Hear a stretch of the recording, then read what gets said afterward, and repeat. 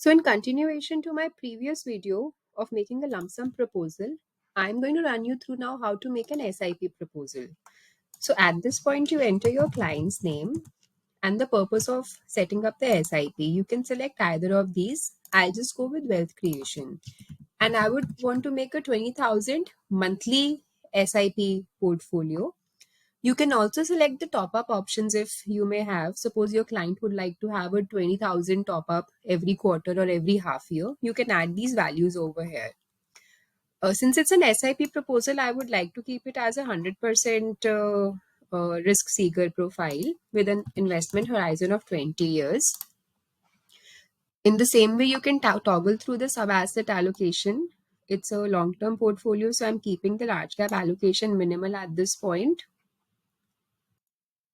And when I click on next, the system automatically throws some recommendations trying to it's trying to maximize the Sharpe of the portfolio again. So these are the recommendations you can see. If you are not happy with any in the same way, you can add more to it or delete a few as per your liking or desire. When we click on next and try to generate a PPT, you can see again a PPT is available and ready in less than about 3 seconds. So I'll run you through some basic differences this slide would have compared to a lump sum.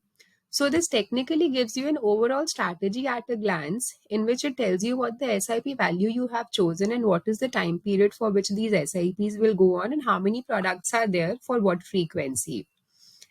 And next it shows you portfolio at a glance. It's a 4,000 each allocation to these funds. And in the same way, the deep dive on analytics is also visible. The sector allocation, the top holdings, the financial, the top sectors, financials in this case is 21%. It gives you the quants of the portfolio and some historical returns compared to indices.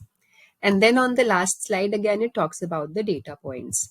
See, the beauty of this presentation lies in the fact it simply gives you a description of the SIP being triggered for what reasons, what are the strategies, and what are the sub asset allocations we have defined to give some more point of understanding and comfort to your client that what kind of process an SIP goes through and how will the portfolio be constructed over 10 years or 20 years, the horizon you define.